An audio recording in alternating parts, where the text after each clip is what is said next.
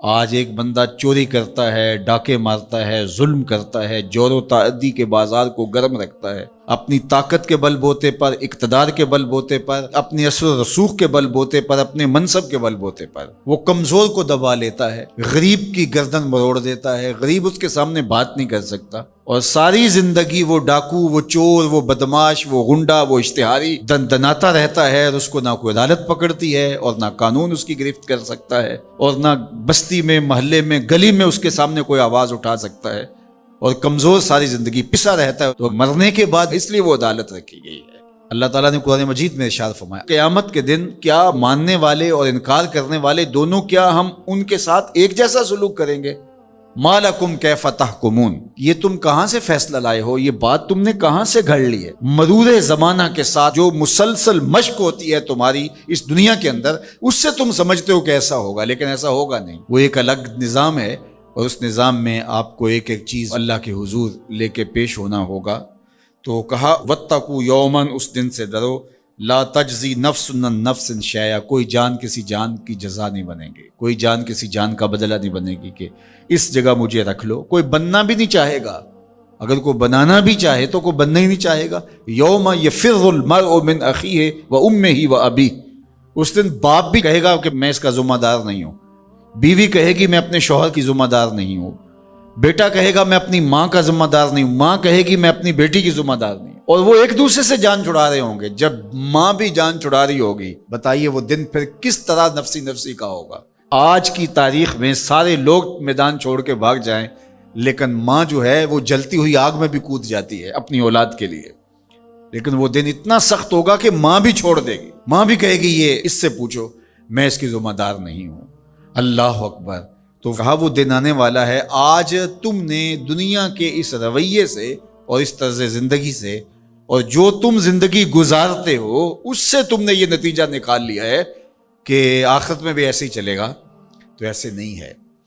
اور اگر آپ ناراض نہ ہوں، بعض اوقات خوش آمدی مریدین پیروں کو اس قدر کہتے ہیں کہ آپ تو بخشے ہوئے ہیں، آپ تو کامل ہیں، اور آپ تو پہنچے ہوئے ہیں، اور وہ سن سن کے بچپن سے جب آنکھ کھولتا ہے وہ شہزادہ آغوش مادر سے جب نکل کے وہ خانقاہ کے ماحول میں آتا ہے تو وہ یہی سنتا ہے کہ یہ کوئی الگ مخلوق ہے، تو آہستہ آہستہ اس کی طبع کے اندر بھی یہ راسخ ہو جاتا ہے کہ مجھے تو کوئی پرسش نہیں ہوگی، میں تو شریعت سے، قانون سے، اخلاقیات سے مبرہ ہوں۔ ہم نے دیکھا ہے کہ پیروں کے بیٹے بالکل نوخیز بچے بوڑھے سفید داڑھیوں والوں کی تذلیل کر رہے ہوتے ہیں اور ان کو غلاموں کی طرح سمجھ رہے ہوتے ہیں، ان کا خیال ہے کہ ہم ان کے اوپر جو ہے وہ کوئی حاکم بن کے آئے ہیں۔ یہی سیاستدانوں کا حال ہے، یہی باقی طبقات کا حال ہے۔ تو وہ ماحول ایسا ان کو دیا جاتا ہے، اور وہ پھر آہستہ آہستہ یہ سمجھتے ہیں کہ ہم تو بخشے ہوئے ہیں، اور ایسا ہوتا ہے کہ وہ بیچارے دعا سے بھی محروم ہو جاتے ہیں۔ میں نے دیکھا ہے کہ جب لوگ فوت ہوتے ہیں تو بالخصوص جو اس طرح کا ماحول ہوتا ہے وہاں، تو وہاں پیر صاحب کے لیے مغفرت کی دعا نہیں کی جاتی، ان کے وسیلے سے اپنے لیے دعا کی جاتی ہے۔ تو یار کیسی محرومی ہے کہ جو دعائیں مغفرت کی، غفران کی، باوجود کے پیغمبروں کے دامن پہ کوئی گناہ کا دبا اور داغ نہیں تھا، لیکن اللہ سے وہ استغفار بھی طلب کرتے رہے اور اپنے لیے غفران و رحمت کی دعائیں بھی مانگتے رہے۔ اصحاب پیغمبر، اولاد رسول سب یہ کچھ کرتے رہے،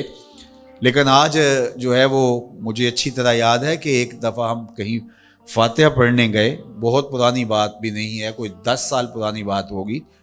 تو وہ جو صاحب فوت ہوئے تھے تو میں نے غفران و مغفرت کا کوئی لفظ کیا تو میری طرف بڑی تیکھی نظروں سے لوگ لکھنے لگے کہ یعنی کیا آپ ان کے لیے مغفرت کی دعا کریں گے؟ یعنی یہ تو بخشے ہوئے ہیں، میں اور آپ کسی کے لیے گمان کر سکتے ہیں، دعا دے سکتے ہیں، لیکن قطعاً کہنا ہمارے لیے مشکل ہے۔ تو پھر کیا کریں گے؟ ہم دعا مانگیں گے، نیک سے نیک پارسا شخص بھی ہو، ہمیں یہ بتایا گیا کہ اس کی خوبیوں کو بیان کرو، اس کی اچھائیوں کو بیان کرو، اس کے اچھے اعمال کا ذکر کرو، اور اس کے بارے حسن ظن رکھو، لیکن اس کی مغفرت کے لیے دعا کرو۔